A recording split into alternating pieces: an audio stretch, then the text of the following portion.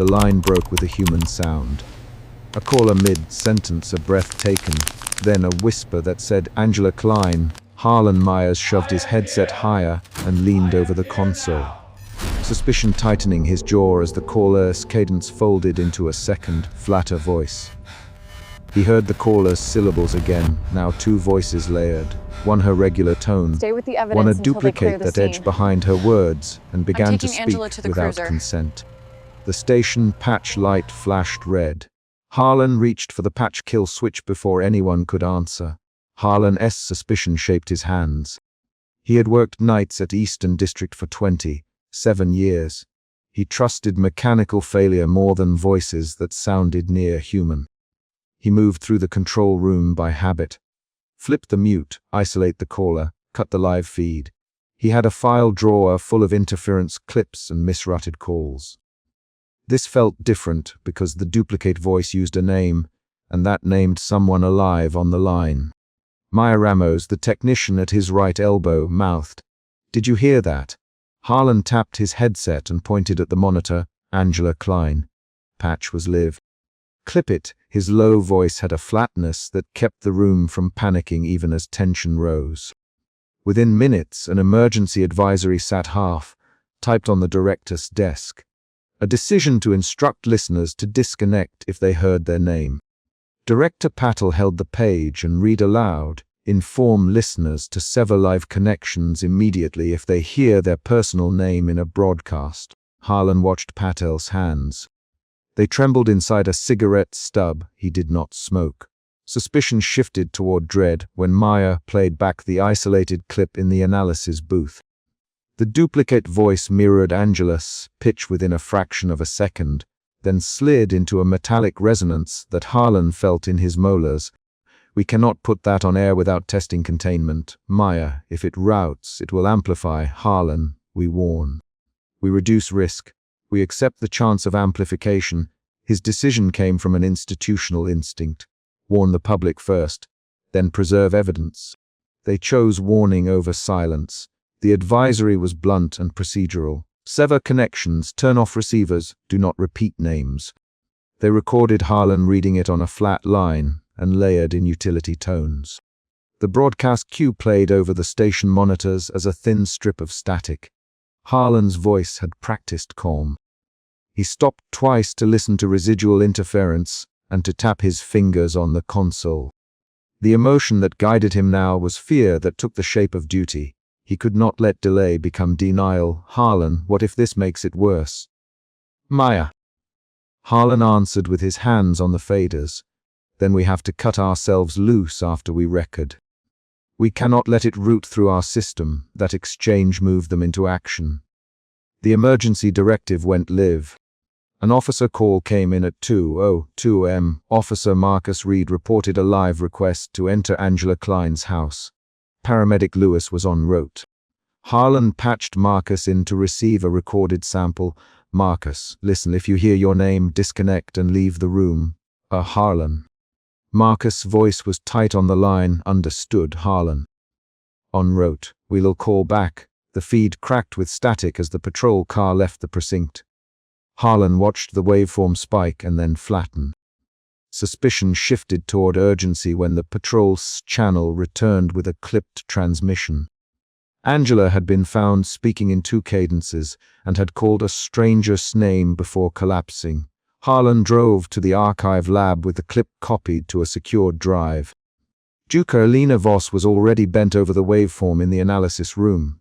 She tapped the spectrograph and said, "It adapts, Harlan. Adapts how?" Elena put a hand on the monitor. "Listen here. The overlay copies the listener's pitch and then overlays a metallic harmonic. It imitates identity to enter speech patterns." Harlan felt his throat close. How contagious is that?" Elena pulled data from the clip. The overlay tightened within 3 repetitions and then phased in at a lower register. "It binds to a name iteration," she said. "It customizes itself to the person it targets." Harlan's fingers tightened on the drive. The file felt heavier than its size. The first field response arrived as sunlight bled through suburban blinds. Officer Reed and paramedic Lewis knocked the outer door down with authority. Harlan stayed on a direct line from the station, while Maya patched a secure audio feed to a handheld recorder carried by Marcus, Angela. Marcus called inside. A woman's voice answered twice in different cadences. Angela Klein, it said, then in the duplicated register, Angela, call Raymond. And the second voice finished with a stranger's name. A thump came from the living room and then a collapse. She's breathing but unresponsive. Lewis Harlan. Harlan them to secure the house, preserve electronics, and collect any recording devices for analysis. He instructed Marcus to keep the portable recorder isolated in a Faraday bag if possible. At the station, Harlan convened a containment meeting. Director Patel pushed for a blunt emergency message. We have to tell everyone to disconnect immediately if they hear their name. Patel, if we censor, we risk lives. If we broadcast, we risk spread. Mia slammed a palm on the desk. We can give it new pathways. It learned from us tonight. If we broadcast names, we teach it access routes. The room split into 3 views. Patel's duty to inform, Maya's caution about technical spread, and Harlan's archive instinct to both warn and retain data. Harlan, we do both, warn and isolate. We will instruct disconnection and then take the station fully offline for 24 hours while we verify the archive. He watched Patel read the sentence. The decision balancing fear into a plan, and he felt an internal shift from suspicion to responsibility. Maya's workstation became the locus of a new violation. She sat alone, headphones off, mapping signal routes. A private message popped up on her terminal with a delay stamp that should have been impossible on an isolated network. The message contained her full name typed, then a pause, then a whisper identical to the earlier clip. Maya froze. Her hand hovered over the keyboard. Her fingers began to type access credentials without awareness.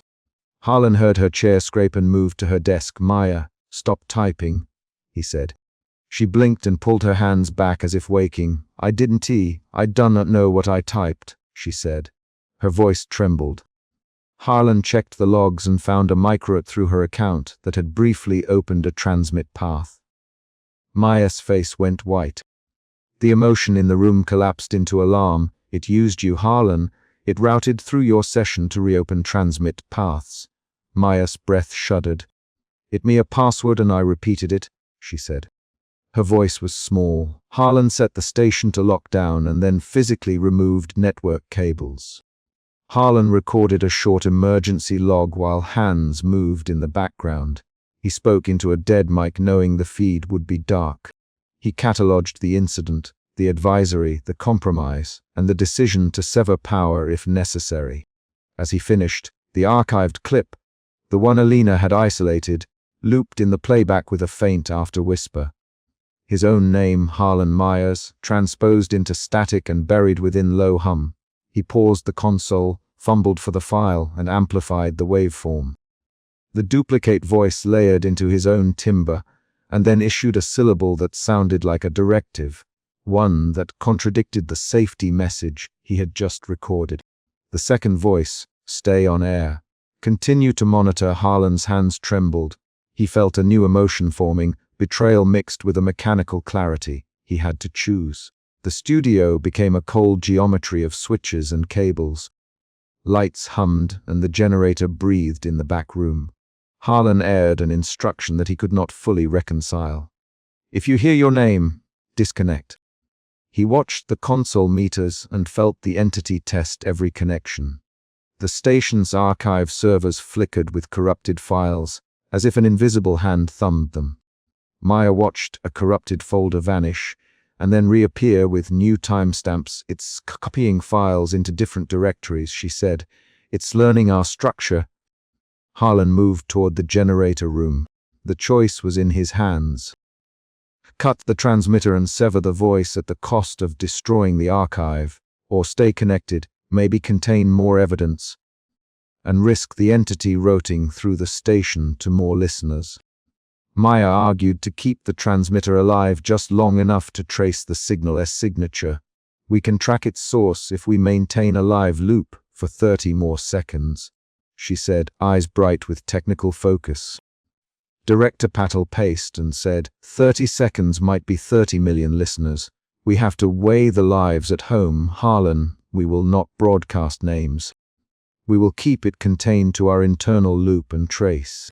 If it rotes, we cut immediately. The debate moved quickly into sharp dialogue. Harlan, it's your call. Patel, you run the desk now.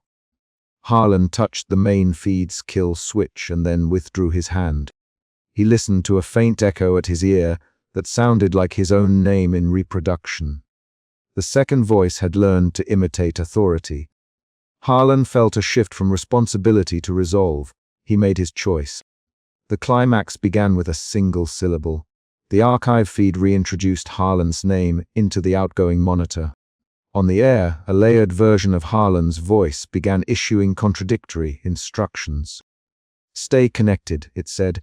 Then, in his natural register, he tried to say, sever the feed now. The two directives collided. Maya's hands flew as she attempted a digital override. Harlan. Maya shouted, they were in the out path! Harlan grabbed the nearest breaker and felt the cold metal under his palm. He had seconds to act. Elena shouted, it matches pitch, it's mimicking your tone. Harlan put his forehead to the console and cut the main breaker. The lights dropped to emergency red. The air smelled of hot circuitry and ozone. Power loss stopped the broadcast. The room exhaled soundlessly. Air monitors ticked. Harlan held a flashlight and surveyed the floor. Maya on her knees, gripping the console. Patel standing with a hand over his mouth. Elena with eyes fixed on a dead monitor. Harlan's chest felt raw and hollow in a concrete way. He had severed the line.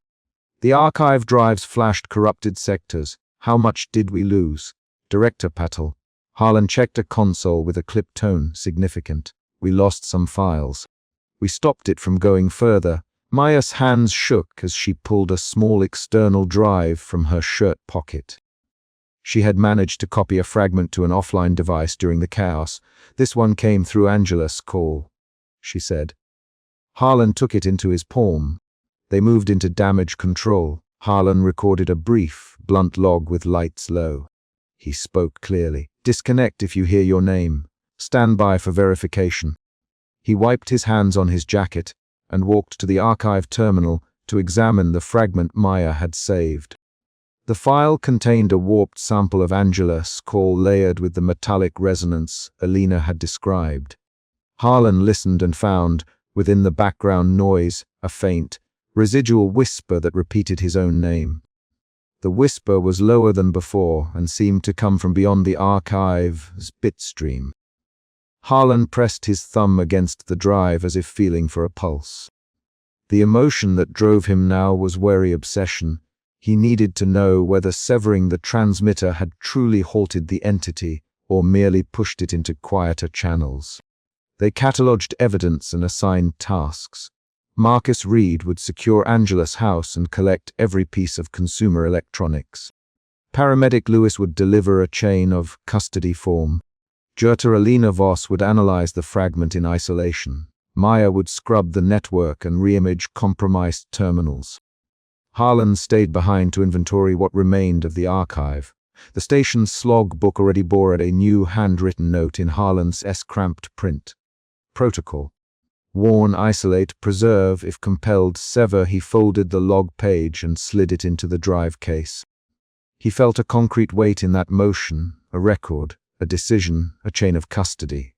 Night turned toward the pallid edge of morning. Harlan walked the empty hallway to the generator room and found a technician plugging in a battery pack. Are we secure? The technician, a short man named Carter, looked at Harlan. You cut power like you meant it, Harlan. But we can only hold this long on these backups. Harlan nodded. He thought of the whisper that had learned his name and then counterfeited instructions. He thought of Maya repeating credentials without remembering. He thought of Angela's collapse on a suburban couch. The emotion inside him had moved again. From wary obsession into a grim steadiness, acceptance of the damage and insistence on action. Elena found an anomaly in the fragment at dawn. She called the team into the archive lab. and pointed to a section of the waveform that showed a nested harmonic keyed to the listener's nasal vowels. "It maps to vowel resonance patterns specific to each person," she said. "It doesn't just say names. It uses how you shape sound to enter speech. That explains the mimicry." Harlan listened and felt the hair at his neck lift in a tactile, not poetic, reaction. Maya, so it's a voice-matching parasite. If you say your own name the wrong way, it finds a hitch to slide into. Marcus Reed, present in the room for the catalogue, rubbed his cheek and said, "What do we do if someone starts speaking like that in public?" Harlan answered simply, "Isolate them, keep them away from open mics, and get electronics secured." The room moved into action on his orders. Word spread through the district that night. A station offline, an advisory to cut receivers if a name appears. Some listeners complied, some did not. Calls poured into the phone bank with questions and panicked quests. Harlan stayed on with a skeleton crew to triage the incoming information. Each call required a decision: send an officer, request a paramedic, or log and advise isolation. He named people on the line repeatedly to keep identity tracking. Marcus, log this one. Maya, flag the time stamp. Elena, echo the clip into secure storage. The work felt precise and procedural, and Harlan let that precision replace panic. A mid-chapter cliffhanger came when Maya's terminal pinged with a recorded voicemail time, stamped from the station's dark transmitter an hour after they had shut it down. The message was a distorted, half-second file that said, in a voice built from halves, Harlan Myers, continue to monitor. Maya played it and everyone in the room heard the syllable. The sound came after the power cut. Alina stared at the waveform on the screen and said, "This wasn't on our live archive. It came from an external path we can't explain." Harlan's mouth went dry. He found his next emotion, an icy, focused determination to trace that after signal. If the voice spoke from dead air, then severing the transmitter had not solved the problem. Harlan called Officer Reed. "Marcus, check Angala's house again. Look for recording devices in walls, under furniture, behind pictures. Take the tablet from the nightstand and query for any outgoing connections at 2 a.m. Marcus, do you think the house is compromised again?" Harlan, "Possibly." "Treat it like a live scene." Marcus agreed and departed. Harlan turned back to the lab and told Maya to run a forensic sweep of the station's electromagnetic environment. He felt fatigue, but he did not let tiredness dictate decisions. He repeated orders and then recorded them for chain of custody. They found a hidden recorder in Angela's living room, a small consumer device taped behind a picture frame. Marcus brought it back to the station in a sealed bag. Elena fed the file into the analyzer and found a pattern. The recorder had captured the duplicate voice before Harlan's team ever patched Angela's call. The voice had used the tape to rehearse the cadence of the house occupants. The twist changed the team's understanding. The entity did not need a live transmitter to learn. It could sample ambient audio and then generate targeted overlays. Harlan read the report while standing at the archive console. He felt a hot line of anger pass through him, anger at the entity's cunning, then a cold redirection into action. We assumed it needed us to push it. It can listen and learn passively. Then we must protect recordings and shut down passive pickup points. By midday, the station had a new protocol. Harlan dictated into the secure log: remove consumer devices from victims' homes, log all ambient audio sources, and recommend simple survival actions. No speaking of names in public, immediate disconnection from any open channel, and physical removal from rooms where a name is spoken. The language was concrete and short. Maya wrote a checklist for officers: seal devices, photograph placements, secure storage on Faraday shielding. Harlan signed the directive and felt the chapter's arc close into a tactical outcome. He had severed the live path, catalogued damaged archives, and established procedures to limit further spread. At dusk, Harlan sat alone with the remaining offline drives and the fragment Maya had saved. He replayed the clip one last time in the dark. The duplicate voice appeared faintly at the edges and then receded into a low hum. He pressed stop and set the drive into a locked case. Maya came in and laid a hand on the case. "We did what we could tonight," she said. Harlan did not reply immediately. He folded his hands and flexed his fingers to remove the tension. He felt the final emotion of this chapter, wary vigilance. It was not sentiment. It was a practical stance he would maintain. The chapter closed on a concrete beat. A single anonymous line on the station log read, "Transmitter severed at Zoti 247. Archived fragments relocated to secure off-site storage. Drive M3 contains Angela Klein excerpt and residual Harlan sample." Further analysis pending, Harlan slid the log page into the binder, closed it, and turned the key on the cabinet. He walked to the studio door, opened it, and found Director Patel standing in the hallway with a paper in his hand. Patel handed Harlan a new order: maintain the station dark for 24 hours and report any residual signal immediately. Harlan took the paper, nodded, and walked out into the morning light with the locked case under his arm and a list of names to protect. The feed had ended in concrete actions: a severed line, corrupted archives, an offline station, and a protocol to keep listeners from answering when a name appears. Harlan felt the weight of choices made and the small hope of rules that might save lives. He did not believe the danger had vanished. He believed they had bought time. He set the locked case into a secure shelf and clicked the cabinet shut. The last sound the team heard before leaving was the station's brief generator cough, and then silence, followed by the abrupt signal loss that would later be played back by analysts across the district. The radio in the Klein's kitchen hissed a name between two hard clicks. Angela Klein, suspicion lodged under Harlan Myers' ribs the way a loose screw catches a gear. He heard the clip in real time through the station feed and straightened, headset tight across his hair, because he had heard that cadence before. The sound matched the fragment from the first transmission, the one that had ended with a whispered name that Harlan had logged and quarantined only days earlier. Suspicion pushed him into action. He keyed the monitor line, leaned toward the console, and ordered Mateo to patch the feed into the field channel. Harlan did not know Angela Klein. He knew patterns. He knew the way the second voice folded speech onto itself in the first recording. The chorus cadence, the intake of breath, then a flatter overlay that repeated syllables. He had cataloged that fold the night the line broke with a collar mid, sentence and a word that did not belong. Now, as the kitchen microphone carried a woman's argument and then the whisper, Harlan's suspicion hardened into a procedural urgency. Mateo, patch me into Klein's home audio. Pin the recorder. Now, Mateo Ruiz thumbed the controls without looking up on it. Harlan. Field unit inbound. I have the address 312 Arbor Lane. Officer Keller is 5 minutes out, a beat of static. Then Angela's voice filled the control room feed. I said, turn off the line snapped. Another sound rode the static. The same hollow double that Harlan remembered. This time the doubled voice said clearly, Angela Klein, and the woman in the kitchen answered aloud though her knife hand held the cutting board still. Who is that?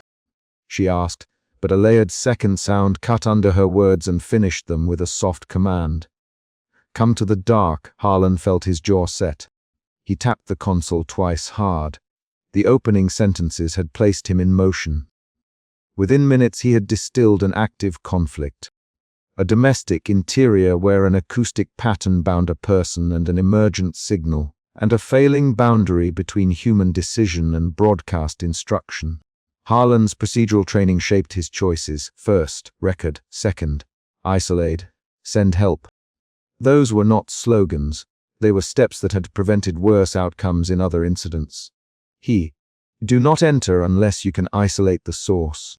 Officer Keller, you hear me. Approach with precaution. Officer Keller's voice came in low and immediate. Keller here. We restaged. What are we staging for? A name in a domestic radio. Harlan answered a call and repeat that matches the eastern fragment.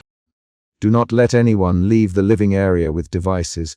Disable all radios and phones if you can. Back at the Klein house, Nathan Klein moved faster than Harlan expected. Harlan heard Nathan's breath over the feed, short and sharp. The kitchen mic picked up the scrape of a chair and Nathan's hand on a radio handset as he tried to silence it. Angela's voice layered again.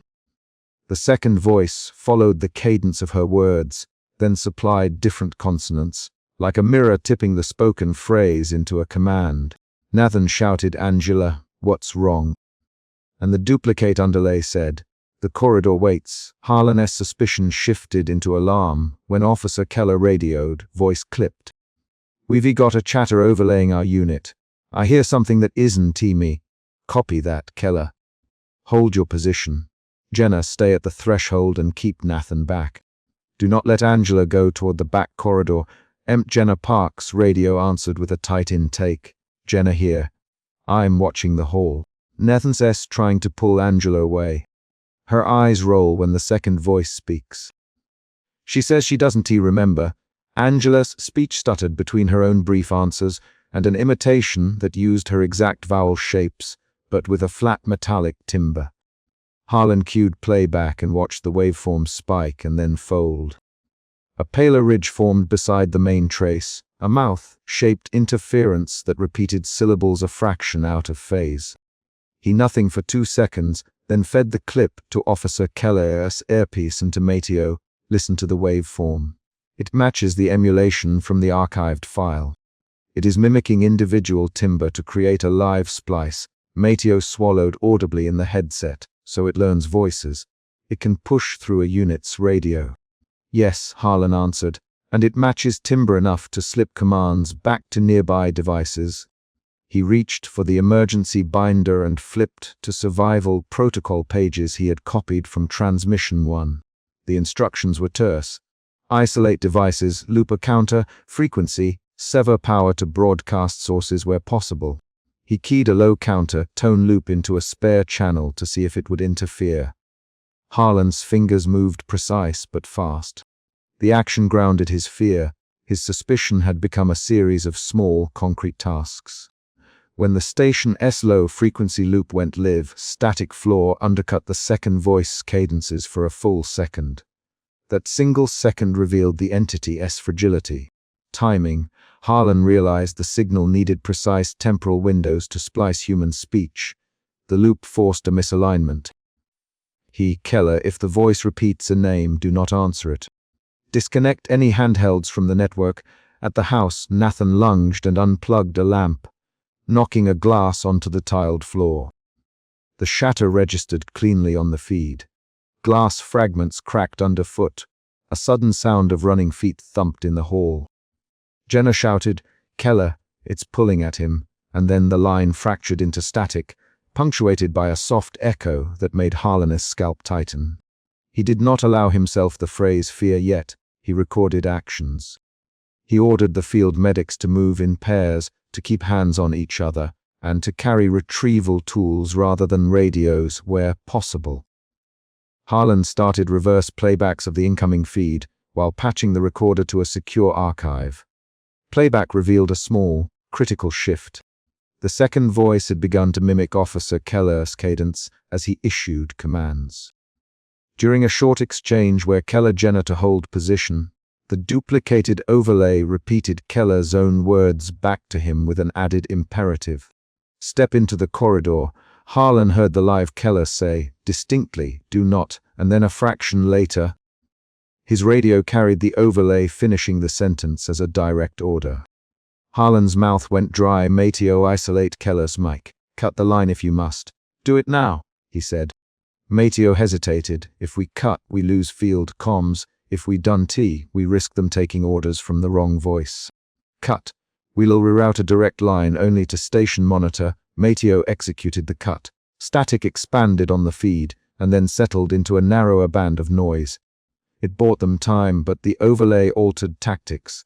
The second voice started to mirror not only voices, but the pauses between words. It placed minuscule silences that softened commands into lures. Harlan noticed that the lures target authority tones, words used to direct others in moments of stress. The signal preferred imperatives and used them to move people toward the house's darker interior. Every 3 to 5 minutes a new event occurred. Jenna broke from the doorway and tried to wedge herself between Angela and the corridor. Nathan slapped her forearm. "No, get her out," he said. Angela's eyes slid to the hallway and, for a glitch second, she moved as if to obey a phantom hand. Jenna shoved Nathan and shouted his name repeatedly. "Nathan! Nathan! Nathan!" The field unit's TV camera picked up the chain of motion. Nathan's arm bent. Angela's shoulders sank. A shadow in the corridor pushed a smear of static into a throat-shaped aperture. Officer Keller stepped forward, and then he was gone. Silence in the control room followed the feeder's cut. Harlan's heartbeat turned into a precise clock in his ears. He replayed the last half-minute at half speed. The overlay had seeded a split second of false authority in Keller's tone at the exact juncture he walked forward. It was a coordinated movement, a cut and paste of cadences that created synchronized motion across devices and human bodies. Harlan allowed, though no one in the control room needed telling, it used Keller's voice to make him walk into the corridor. Mateo made a sound that might have been a laugh but was too ragged. It sounded like him. It sounded exactly like him. Jenna's voice came back on a spare channel. "Harlan, we pulled out with Nathan. The corridor had a smell like ozone and machine oil. Officer Keller is gone. We found a boot by the door and nothing beyond it." Harlan keyed the recorder to tag a permanent marker.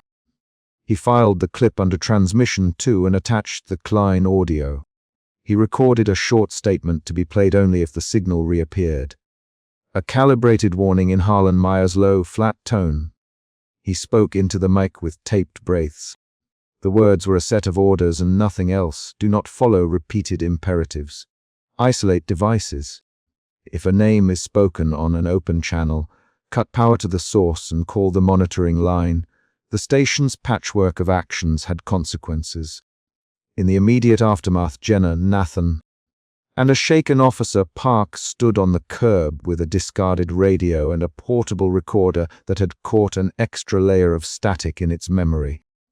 Nathan kept saying Angela's name and turning a ring on his thumb with the same nervous motion. Jenna kept her gloved hands between them and the house.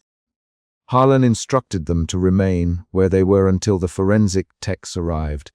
He Jenna to read verbatim what she remembered while he logged time codes. She recited short, clipped sentences. She stopped answering. She looked at the hall. The voice told her to come. I pulled her back. Keller stepped and then nothing. Harlan's emotions moved again. Suspicion to alarm to a mechanical resolve. He did not narrate his action with adjectives. He locked the console, noted exact times, and authorized a power rip for the station's broadcast feed to prevent remote re-broadcast. He Mateo to isolate the archive server and to generate checks and backups of the incoming clip. They did not debate. They executed. In the control room, action and reaction traded places constantly. A recorded playback, a field report, a clipped order, a power cut. At one point, Mateo, "Harlan, what if it can propagate through any speaker? What if it can take a phone call and push itself?" He spoke with a quick, sharp cadence. His voice had the unsettling rhythm of someone realizing a tool was also a weapon. Harlan answered with a short line and immediate instruction, rather than a theorized threat. Treat every speaker as contaminated until proven otherwise. Isolate. Remove batteries, remove mains. Still, the team found a twist. When Harlan ran the saved fragment through a spectral analysis, he spotted a recurring symbol inside the waveform. A thin-ringed pulse that coincided with each named utterance. It was not a spoken phoneme. It was an artifact, an echo with a consistent shape. He circled it on the monitor and compared it to the file from transmission 1. The ringed pulse matched. Once he saw the match, a single concrete implication followed. The signal used a specific micro pattern to lock onto individual timbres. It was not random noise. It targeted identity. Harlan voiced a new directive. If you hear your name on any unsecured channel, do not answer. Cover your mouth if you must, and back away from all speakers. Seal the room if you can. Record everything. We'll analyze the ringed pulse and attempt to counter. Phase. That instruction altered behavior. Nathan moved 2 chairs into the doorway and wedged them under the handle. Jenna dialed for an evidence van. Mateo stayed with Harlan at the console and hummed the loop file quietly under his breath, as if the rhythm kept him alive. Angela sat on the curb with a blanket across her knees and did not speak unless prompted. When she answered, her replies were single words, clipped by a secondary sound that did not let her finish. Harlan catalogued each clipped reply. The climax arrived exactly where the outline had placed it, the broadcasted override. Harlan had reactivated a controlled output to test whether a counter frequency could block the ringed pulse without widening the aperture. He looped the counter at a low amplitude and fed it into the monitored channel. For a moment the overlay stuttered. Then the second voice forced an emergent tactic. It moved from mimicry to commandeering Harlan's on-air output itself. The station speaker, the field radios, and the portable recorder all echoed a layered duplicate of Harlan's calm tone with an added brass rasp. The effect was mechanical and precise. An imitation of authority that synchronized across devices and pushed Officer Keller into the corridor on a fraction of a second delay. Harlan watched a waveform jump on the monitor and then collapse into a dark band. He cut power to all outputs. Now, rip the mains. Mateo reached for the kill switch. Jenna, Harlan, your voice. And for one terrible second the control room heard a second Harlan over the intercom instructing motions that were not his. The second voice said, in a tone that matched his cadence but that carried a metallic after sound, step forward. Step into the open. Mateo killed the mains. The speaker's last note was a thin howl. The feed went dead. For 2 minutes no one in the control room spoke. Harlan saved the last fragment with a forensic tag and labeled it with an emergency flag. He wrote a 1-line tape. Second voice seized station output and replicated Myers' tone to compel field action. He did not write anything about what he felt. He wrote the facts. After the power rip, Jenna returned to the curb with a tremor in her shoulders. Nathan kept turning the ring on his thumb. They had a portable recorder with audio so corrupted that it kept spitting tiny metallic tangs when played back. Harlan Jenna to hand it to him. He held the recorder and smelled the faint copper tang in the casing.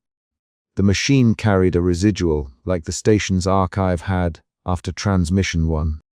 He placed the portable recorder in isolation and logged it as evidence. In the quiet after, Harlan recorded a short warning to be appended to the archive. A procedural list that could be read by other operators. He into the mic, voice even and flat. If a name is spoken on a domestic or public channel, do not answer. Disengage mains, isolate devices, and tag all recordings. Use a counter frequency loop when possible. If a unit's voice appears over the network in duplicate, sever station output and preserve the recording. He stopped and saved the file. He listened to the playback once.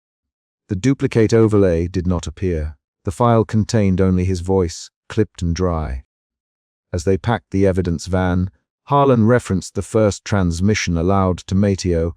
You remember the first file, the one with the whispered name. It folded a caller into 2 voices. This one learned to mimic our responders. It has escalated, Mateo, so we can contain it. Harlan gave him a single instruction and no promises. We can slow it. We can assume containment yet. Keep backups. Keep copies encrypted. And for now, do not broadcast unless there is a sealed channel with a counter. Phase engaged. They left the Klein property with a shaken survivor and an empty corridor that had no official explanation. Jenna and Nathan walked ahead of the van, shoulders squared though their steps were small. Harlan remained at the console long enough to log every timestamp, every clipped phrase, every waveform anomaly. He filed the case as Transmission 2 and appended the tag linking it to Transmission 1. He wrote the name Angela Klein on the top of the report and circled it. The chapter resolved its immediate conflict. The household had a surviving member. The station had pulled power to prevent immediate further spread. The recording existed in quarantine. Harlan sealed the archive folder with a checksum and attached a brief playback for analysis only. He did not leave it open for the public. He left the control room with a single tangible action, a written, recorded directive and a sealed recorder inside evidence. The last line of his log read, in exact time and with no commentary, "Keller missing archive, transmission 1 linked. Proceed with containment protocols." Outside, Nathan placed his palm flat against the house's stark siding as if feeling for warmth. Jenna touched his shoulder. Angela stared at her hands and then, in a quiet voice that broke the rule Harlan had given, said, "I heard my name and I wanted to answer it." Harlan did not respond. He recorded the sentence under witness statement and then walked to his car with the recorder in a sealed pouch. He felt a cold, practical resolve settle in his hands rather than a statement of fate. He had one thing to do next. Analyze the ringed pulse in the waveform and prepare a counter. Phase strong enough to deny it timing windows. He wrote the next task on the pad and underlined it twice. The chapter ends with an immediate, concrete action. Harlan powers up the forensic rig and cues the quarantined clip for phase analysis. He keys his headset and says quietly into the open line, "Mateo, secure all copies. We run analysis now."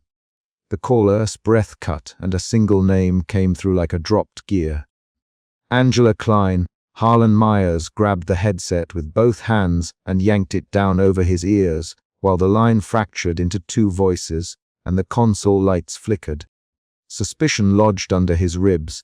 He had heard that cadence before, in a kitchen radio and on a patch into the field, and he did not wait to identify it. He pushed a fader to isolate the feed and reached for the emergency interrupt button with a dry, precise motion.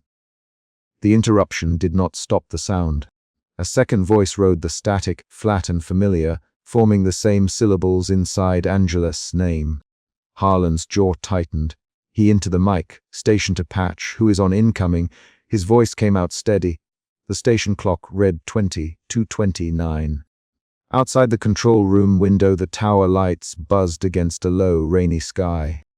Harlan's suspicion turned to alarm when technician Leela Park burst in, coat wet at the shoulders and breath quick from the stairwell. "They re-on house lines now," she said. 3 calls from 1 street, voices doubling for each caller. She did not wait for permission.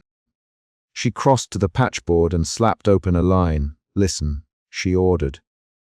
They both heard the clipped clicks and then a whisper. The same name cadence, softer this time. Leela's forearms were thin and freckled. Her hands moved like someone who had spent long hours rewiring panels. She tapped the same relay Harlan had just cut and cursed under her breath when the secondary feed rerouted into the station's music loop instead of dropping. "It jumps, Harlan," she said. "Every time we break one path, it finds another." Harlan pressed his thumb into the metal of his analog watch until his knuckle whitened. He had to make a decision. Suspicion had pushed him to listen. Now skepticism and responsibility pushed him toward action. Outside the recorded calls, Sheriff Marcus Dewitt's voice came through on the secure patch, low and impatient. "We have people repeating commands," he said. At the North Tower, 2 neighbors marched out like someone told them to. "I found a snapped handset in a yard. Who authorized field cut?" Harlan answered with his name. "This is Harlan Myers at Eastern District. We were trying to isolate the source.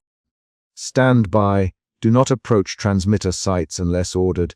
There was a hard silence, then a brittle question from the sheriff. "Harlan, do you know what it will cost to stop it?" Doubt prickled through Harlan in the same pattern as the static. Quick, pinprick sharp. He thought of the archive room and the yellow directive Leela had found earlier in the night. A paper memo stamped with a date and a thin, bureaucratic signature. He had read that page in the afternoons between shifts, more curious than afraid, and the memory of that printed instruction sat now like a weight. He signaled Leela to bring the file and she went, boots clattering down the hallway. Harlan stayed at the console because he had to hear every incoming line. Doubt shifted into responsibility. His hands worked while his mind counted possibilities. Lila returned with the file open to a page titled Emergency Isolation Protocol Severance. She laid it on the console and tapped a paragraph with a gloved finger. It recommends disconnection and hard isolation, she said. Cut the handset physically. Keep the person awake, record the before and after. It warns about cognitive gaps, she spoke in short sentences. Harlan read the lines aloud and felt a cold clarity set the edges of his resolve. It might trade the voice for the person, he said. It might remove what speaks and leave what remains broken. He did not say it softly. Field Agent Ruiz came on the line with a shorter transmission. We tracked a cluster. People obeyed a command to walk toward the base of the tower. One went missing near the maintenance hatch. His voice carried the methodical cadence of someone who reads reports for a living. If it's impersonating officials, it's dangerous in a new way. It can direct crowds. Harlan's fingers found a red lever labeled Cut. He left it untouched and answered, Keep your teams 2 streets back and record everything. No direct engagement until we test isolation. Lila's lips pressed into a thin line. She did not like the plan, but she held to it. They assembled Angela in the station's isolation room 3 hours after the first feed leaked her name. The room smelled of disinfectant and old paper. Angela sat on a metal chair, clothes damp with rain, face pale and hands folded so tightly her knuckles shone. Harlan watched her throat move when she swallowed. He heard her name twice before they began, and both times the second voice echoed it under the static. Angela's eyes slid away from him. She did not look angry or frightened, only blank in a way that made Harlan's gut turn. Angela, Lila voice clipped, do you understand why you're here? Angela's lips shaped Harlan's name in speech, and then another tone answered beneath it that was not hers.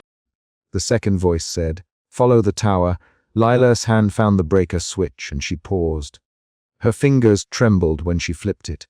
The lights dipped. The hum of the ventilation fan stuttered. Harlan felt the room tilt toward the edge of decisions he'd never been trained to make. Harlan had lived with procedural rules for decades. Always log, always attempt non-invasive measures first, always preserve life over property.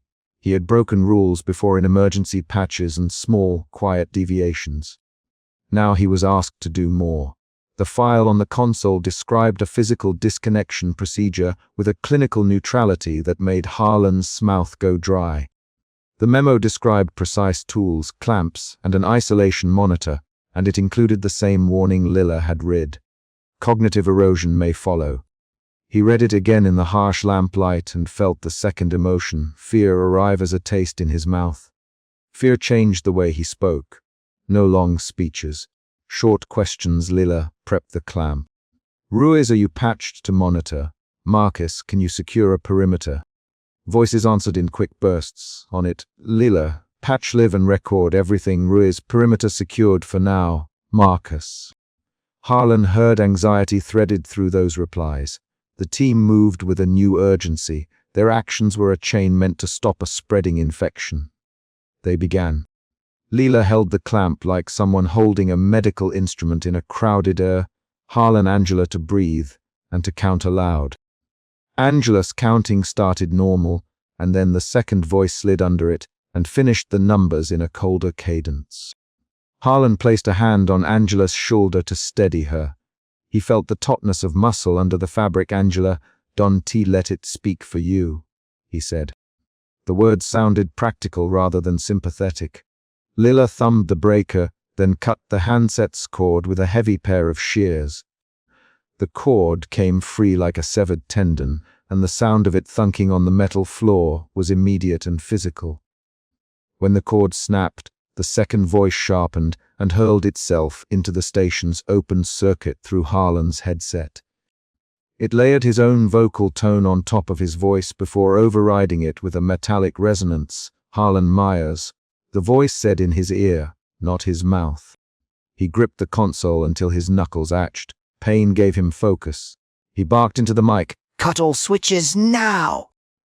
Leela reached for the main feed with a trembling hand and killed the uplink to the transmitter. For a moment, silence reassembled itself like a clenched fist in the room.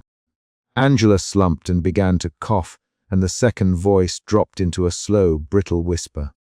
This was the climax the archive warned of. The severance halted the speaking, but it did not restore Angela's continuity. Her eyes tracked the ceiling in jerky movements. She did not answer when Harlan a simple question about her husband. She did not remember the street name. Harlan watched memory leak in specific, visible ways. She could not recall the time of the day she had left home. She could not name the sandwich she had eaten that morning. She could not recall the shade of her son's jacket. Those gaps sat like missing teeth in a mouth when she talked. After the clamp, Leela wiped sweat from her forehead and connected the recorder. File it clean, Harlan, timestamp everything. Note the cut-off second, the override tone, and the first post, severance silence. Ruiz fed him data from the field. A recorded clip of two neighbors walking toward a tower, repeating the same command the second voice had used. Marcus called in a logistics update. One missing person at the North Tower perimeter. Local power crews already investigating 3 other snapped handsets. The situation threaded outward even as they contained the immediate room. The team debriefed in the small conference room beneath the station. Harlan read aloud his notes and Leela transcribed. She stopped speaking the voice. Leela, but look here. She cannot recall her son's name for the last 2 hours before the severance. Harlan tapped his pen against a printed waveform. We traded speech for coherent memory in part, he said. We lost pieces of the voice and pieces of the person. The protocol worked materially. It failed ethically in part. The word failed hung between them like an accusation. Doubt returned and shifted into a new, sharper emotion, guilt. Harlan felt it in the way his shoulders narrowed and the scratch behind his ear itched where his headset had pressed his skin raw. He had authorized the severance. He had watched the clamp cut human connection. He had recorded the event like an archivist logging evidence of a crime. He could justify it with containment metrics and probability charts, but rationalization did not still the image of Angela's hands unclenching into uselessness. They tested the procedure twice more on recordings and once on a lab-simulated handset. And each time the voice went silent at the cost of erasing specific recent memories in the host. The pattern formed, targeted erasure in exchange for cessation of the mimicry. Field reports showed a reduction in mass obedience after the team implemented isolation advisories, but new clusters continued to appear at unconnected sites. Each severance required authorization and the consent of someone who could sign. Angela could not sign. Leela argued for strict criteria and a moratorium. Marcus wanted to deploy mobile severance teams under sheriff authority. Ruiz for more data. Harlan sat in the center of the debate and felt the responsibility like a pressure behind his teeth. At 3 different points in the night, an external event forced a decision. First, a field tape arrived with a male voice, an ordained pastor, addressing his congregation in a clipped, unnatural cadence and telling them to hand over their phones at the base of a cell tower. Second, a video from a neighborhood camera showed a woman march through a fenced yard into the transmitter compound and vanish behind the maintenance doors. Third, a detective called to say a neighbor had found a ripped page from a child's notebook in a ditch near the tower. Those events stacked and pushed the moral calculus forward. Harlan closed his eyes for a second and remembered the line from the archive memo. Prioritize public safety. Respect for continuity comes second. He did not want to be the person who decided. He had been a station operator, not a judge. The shift fell to him because the station's chain of command funneled emergency decisions through the on-duty archivist when legal channels lagged. He made a choice that night to proceed under a provisional authorization type and signed on a scratched-out form. He wrote imminent public harm on the justification line. His handwriting trembled. They performed one more controlled severance the following morning on a recording subject in a community center where volunteers acting as stand-ins allowed the procedure under consent. They recorded every metric, heart rate, speech onset latency, memory recall tests at 5-minute intervals. The second voice dropped at the moment of physical disconnection. The subject afterward could not recall a 3-minute window they had been tested on. Leela's face went rigid as she read the data. "This is not just temporary confusion," she said. "It's selective erasure. We're rewiping discrete episodic units." Ruiz's reply came through the speaker, low and measured.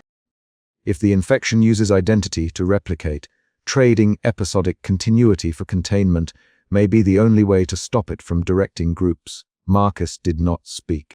Harlan felt two opposite pulls. The procedural imperative to log and replicate an effective containment, and the human imperative to avoid causing harm to an individual who might not consent. He found a compromise with brittle edges. They would compile a full, forensically certified procedure. They would train a mobile team. They would require 2 witness sign-offs and an emergency judicial approval if available. If not, they would rely on the sheriff's temporary authority. They would also record every severance with uncompressed audio and raw video and store it in triple, redundant media. Harlan wrote the checklist in short, precise bullets and read it aloud for everyone's confirmation. In the middle of the debrief, a surprise arrived. Harlan pulled up a file from the earlier transmissions, a kitchen radio clip from the Klein house that he had archived during Chapter 2. He played it at half speed. The waveform revealed an overlapping harmonic the team had missed. The second voice mirrored not simply syllables but cadence signatures, tiny pitch glides tied to a person's habitual speech. Leela slapped her palm on the table and said, "It copies mannerisms to sound convincing as authority." Ruiz leaned in. "If it replicates authority by mimicry, then impersonation explains the crowd movements. We need to disrupt the mimicry signals template, not just cut the line." Harlan's mind clicked. The twist changed their understanding. The entity did not only propagate through physical lines, it exploited a pattern of speech to hijack authority. They designed an experimental countermeasure, an audio phase scrambler that would break the cadence patterns without isolating the person. If they could alter the incoming template in real time, the second voice might fail to synchronize into a convincing impersonation. Leela worked the patchboard and Ruiz coordinated with an electronics tech at a university who could prototype the scrambler. Marcus arranged a test at a non-critical site. For the first time since the night began, Harlan felt the shift from raw containment to active defense. They ran the first field trial 3 nights later, after line of duty paperwork and afraid authorization. The scrambler worked partially. A recorded street-side confrontation showed the second voice falter and stutter when the cadence warped, and 2 civilians stopped in the street when the imitation broke. One neighbor shouted, "What the hell?" and pulled her husband away from the tower gate. The scrambler did not remove the second voice from hosts already severed, but it prevented new mass movements near the test site. Harlan watched the clip in the debrief with a low, tired relief settling behind his sternum. They refined the device and distributed it as a patch to community radio feeds and to law enforcement headsets. They added a public advisory. Disconnect handsets when ordered and seek official patched channels that carried the scrambler. Harlan recorded a procedural message and sent it as an emergency directive over the station. A short, flat broadcast that told listeners in list form what to do and when. He did not speak at length, he read instructions. Keep the handset disconnected, verify your source with 2 independent channels, remain away from transmitter sites, and report any imitation of officials. The voice on the air was his, steady and mechanical, and the second voice did not speak through the live feed while the scrambler was active. There were costs. Angela did not recover the memories lost in the severance. She could recall being someone at a house, but she could not name the route she had taken that morning or the sandwich she'd eaten. She learned the names of two people, Harlan and Leela, through repeated introduction and the recorded logs of her own voice. She listened to herself on the archived playback and watched the waveform as if learning a foreign language. Harlan sat with her for hours and described events in concrete terms. What she had done the morning before, the pattern of the rain on her street, the color of her son's jacket. He used short sentences, repetition, and physical objects to anchor memories. Sometimes she aligned the facts. Sometimes she did not. Harlan documented progress in a ledger with calm, clinical entries. Leela kept pushing for more humane alternatives and insisted they expand the scrambler's distribution. We cannot be the ones to perform severance as routine. She said in one heated exchange in the control room, we must push prevention. We must teach people to disconnect first, Marcus answered. We still have people missing. Prevention cannot rescue someone who is already gone. Ruiz cut in with data-driven calm. Every minute counts. We must balance containment with restoration. Both are necessary. The argument moved in quick, practical lines. It produced a plan rather than a resolution. Harlan listened and made final decisions by weighing probabilities, not feelings. A late-night visit from Angela's husband produced the clearest, smallest victory of all. He stood awkwardly in the station lobby, rain on his shoulders and a child's jacket looped over his arm. He questions in short bursts. Is she herself? Can she come home? Will she remember? Harlan answered in the same clipped way he had used in the operation room. She is here and she is alive. She does not remember some things. We have procedures to help recall details. We will support her. The husband pressed his palms together, then hugged Angela with a care that made both of them cry in a way neither had in the station before. These were not grand resolutions. They were small acts of reassembly. By the time the uplink returned to a steady broadcast schedule, the team had built a multi-layer response. Public advisories, scrambler patches for critical infrastructure, field teams trained to perform emergency disconnection under strict rules, and an archive protocol to log every severance for oversight. Harlan signed the procedural manual with his name and added a postscript. Require judicial review when available. Otherwise document exigent circumstances with 3 independent witnesses. He placed the manual in a sealed envelope and filed it in the station archive alongside the old yellow memo that had guided his hand. The night the uplink warped into looping static at dawn, Harlan sat alone in the control room and listened to the recording of Angela's final minutes before severance. He replayed the waveform and watched the overlap where the second voice matched her cadence. He adjusted the gain and watched the mimicry break under the scrambler frequency. He marked the exact intercept second and notated the commands that had stopped crowd movement in the field. He logged for posterity and for the legal teams who would later review the decisions. When the signal collapsed, it did so with a faint, cryptic phrase trailing in the tail of the looped noise, an utterance that did not belong to any human cadence Harlan had heard. It was not a sentence, it was a clipped code that reverberated against the station racks and left a metallic taste on the recordings. He could not identify it. He made a note in the log under anomaly and appended the raw clip file.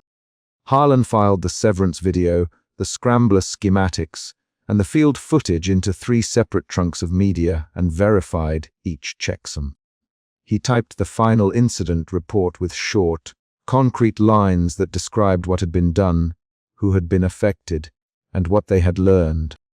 He then prepared the public directive for broadcast, a short, imperative list and a calm voice to read it. He kept his sentences clipped and factual. He did not moralize.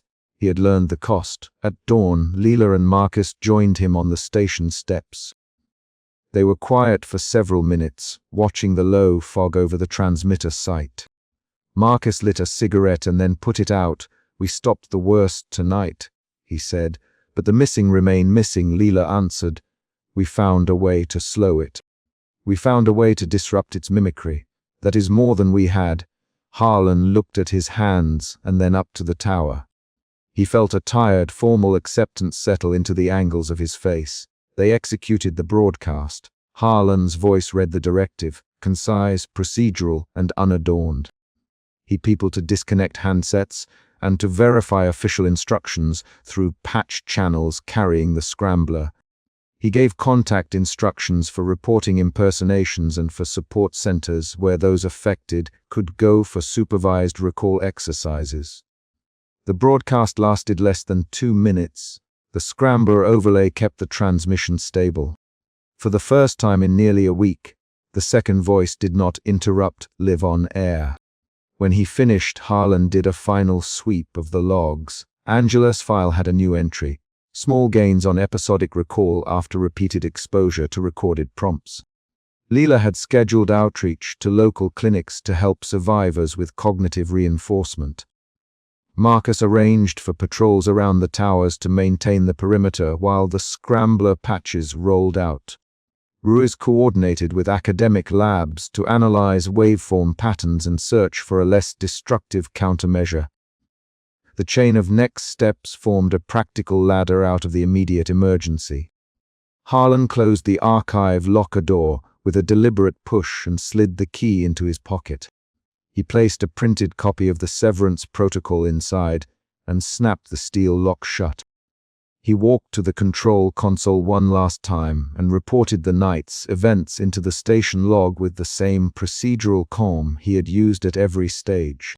He read the entry aloud so the record matched the audio. Precise times, actions taken, witness names, and the exact file IDs for the recordings. Then he pressed the physical store button and watched the indicator blink steady. Outside, someone on the street began to shout a name, and neighbors came to windows. The public advisory had not yet reached everyone. Harlan heard the distant thud of car doors and the metallic creak of a maintenance gate. He chose not to run after them.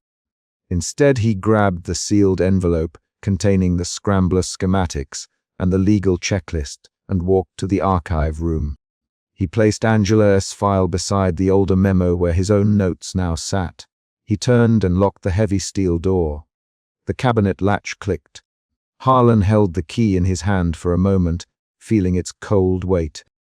He slid it into his pocket and walked back through the station with the same slow, careful steps he took when logging an unusual feed. The night had forced him into decisions that cost memory to buy silence.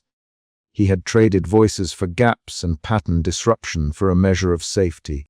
He had documented everything so others could audit them, and, he hoped, improve on what he had authorized. On the walk back to the console, he paused at the window that looked toward the tower and saw a faint red dot at its apex. For now, the light was steady. For now, the scrambler held in the field test zones. He turned back to his desk and opened a fresh file. He typed a single line at the top: severance protocol, implemented, ongoing. Scrambler distribution, memory support program, legal oversight. He did not write a conclusion. He saved the file and stamped it with the station seal. Harlan switched the console to standby and sent the recorded directive to the distribution queue. He put the headset on and listened to silence for a long breath, cataloging each mechanical noise in the room as if it were evidence. Then he hit the transmit key and let the message go live. The command left his throat and traveled through patched channels that carried the scrambler. The feed held, static hummed at the edges but did not fold in any voice. He logged out, then walked to the isolation room where Angela sat with a folded blanket across her knees. She looked up when he opened the door. Her eyes met his for a single, clear second, and then dropped to the hands folded in her lap. Harlan sat across from her and placed his own hands on his knees. We're keeping your file open. We'll keep playing your own voice back until the gaps fill. We'll log every day. Angela nodded once. Her mouth tightened in a shape he had seen before when someone listened to an instruction they intended to follow. He stood and straightened his jacket. Marcus set patrols, he said. Leela's running community outreach. Ruiz is analyzing waveforms. I'll keep the archive sealed but accessible to oversight. Angela pressed her fingers to the worn fabric of the chair and then stood. She hugged her husband when he came in, and he whispered a thank you into her hair. Harlan left the room and walked down the corridor. He paused at the door to the control console and looked back at the racks where the incident record was stored. He reached into his pocket, felt the key, and then, with a slow, deliberate motion, slid it back out and placed it on the metal shelf beside the archive locker. He did not lock it. He did not hide the means of access. He left the key where a shift supervisor could find it and signed the board. Harlan Myers on duty, severance logged, scrambler active, community procedures deployed. When he stepped outside the station, the rain had stopped. The night air smelled of wet asphalt and copper. He looked up at the tower and the steady red dot. He did not feel victory. He felt a careful, professional exhaustion and the small, private H that comes from making a decision that costs a person something essential.